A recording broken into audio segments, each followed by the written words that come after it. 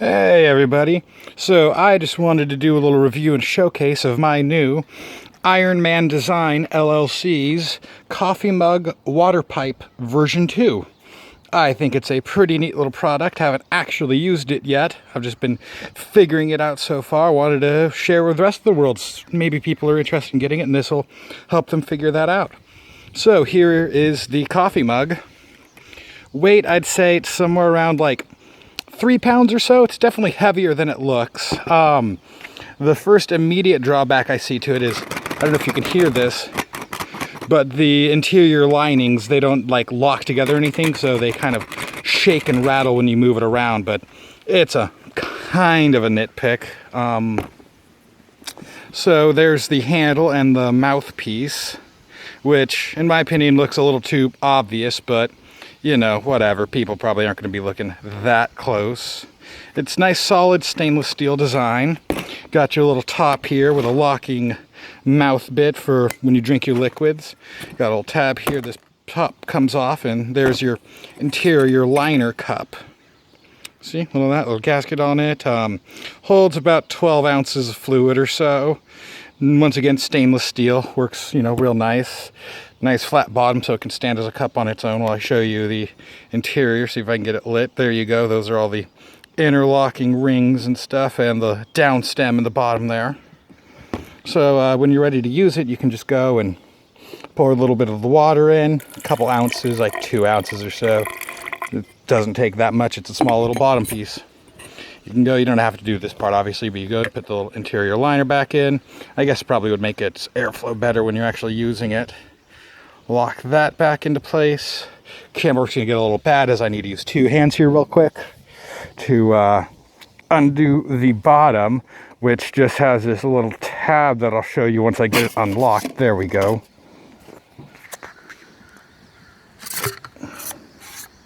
As you can see, there's that little tab I was mentioning. You get a little grip on that, and this all just extends downward and such. Pull a little bit, locks into place. There's the down stem on this little base. 2.5 feet extended. Let's see if I can get it to stand up on its own.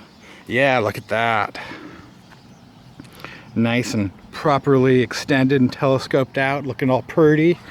So then you have here where the down stem is. Sorry for the bad camera work. So that just comes unscrewed. It came with a set of screens to help you keep your materials from getting sucked in, which I'm assuming is going to make it easier to clean. As you can see, it just inserts into there, not all the way. Doesn't seem like it's airtight, but we'll see how it works here in a minute. So, oh, almost fell over. Stupid wind. So there it is, fully deployed and ready to go. Definitely seems like it's going to be fun. There's the mouthpiece that you're going to breathe out of or through, I guess. Sorry for my bad words. Let's go sit down here for a second so I can use this.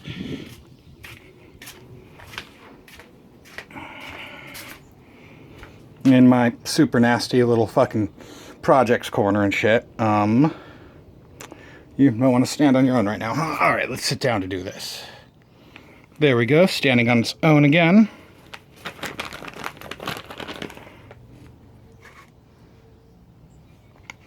One second, I need to rotate a thing to make this usable with this current sitch. Kind of like that, you can get the bowl placed in whichever direction you want it to. So let's see here, can we get an angle on this? No, that's gonna block the lens apparently.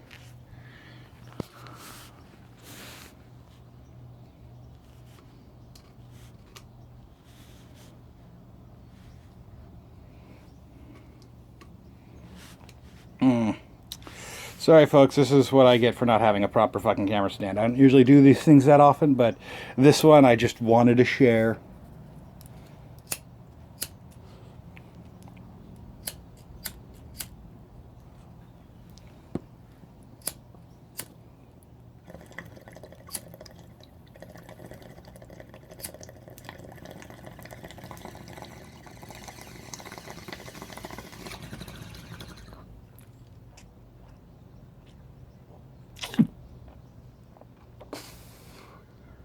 Oh, fuck, that definitely works.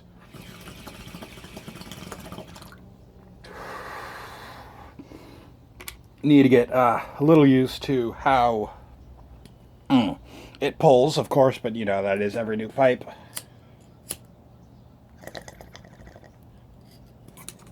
One downside I'm noticing to this is if you have it like a standard bowl, you actually can't see what you're lighting.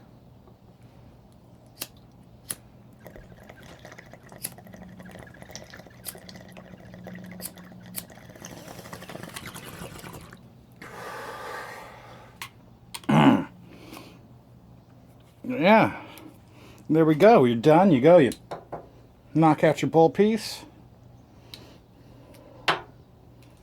And you screw it back in. I'll have a hand free again. So, now as you can see, you just go and you take your little bowl piece. Well, that was an accident, but there you go. That thing collapsed down nice and quick like.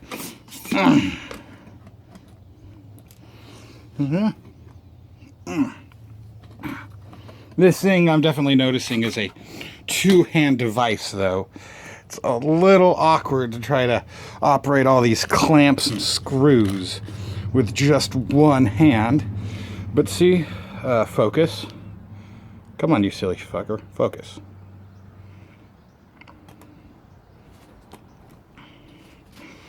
Okay. But as you can see, everything goes and... Sorry, my phone does not want to focus on this thing right now. It is... There we go. See, there's that little tab I keep mentioning that you push and it unlocks the whole deal. Bowl piece screws back in. Get a little bit of spittle on that. You might want to deal with that and wipe that off and stuff. I don't know if I showed that off before. There's the mouthpiece you breathe through.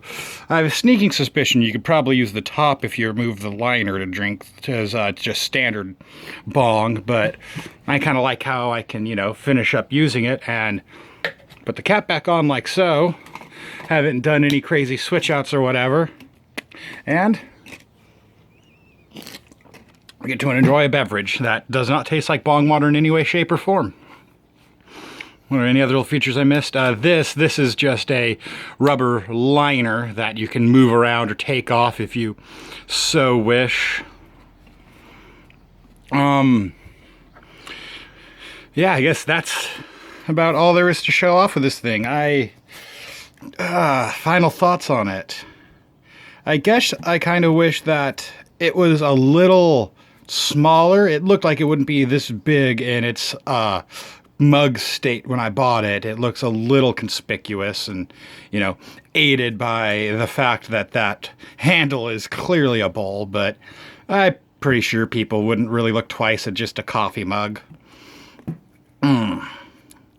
If you're familiar with this product from Cabin in the Woods, I can also definitely tell you from holding this and using it extended, you could probably bash a zombie skull in with it pretty well. It is sturdy. Some other little things I noticed is I tried putting a kind of a fruit smoothie drink that I enjoy in it earlier, and I noticed that like around in the how to say it, in the grooves on this part that move and whatnot, some of the juice got into the cracks and I had to go in there with a towel to clean it out a little bit. And like the liner here, I got some of the mango juice up in the gasket and whatnot. None of it got down into the bong. Gasket served its purpose there, but if you put anything other than water in here, you're definitely going to want to take the time to properly clean it. I guess it should bring it up with the designer and stuff. I didn't see anywhere on its packaging. I didn't need to do an unboxing with this. It just came in a brown box inside of a white box, or a white box inside of a brown box wrapped in plastic wrap. No instructions or anything. So I don't know if it's machine safe. These rubber bits, I can't tell their, you know, heat strength and whatnot, but I must say I am yes, that's right there. There's one other thing I noticed is you want to remember to empty out the reservoir with, you know, where you put your filtering water, because this will happen. It doesn't make an exactly watertight seal. So yeah, if you have it at anything other than a up and down angle, your filtering water will just slowly leak out the bottom and, of course, make just a smelly mess if you've been using it a lot. Yeah, I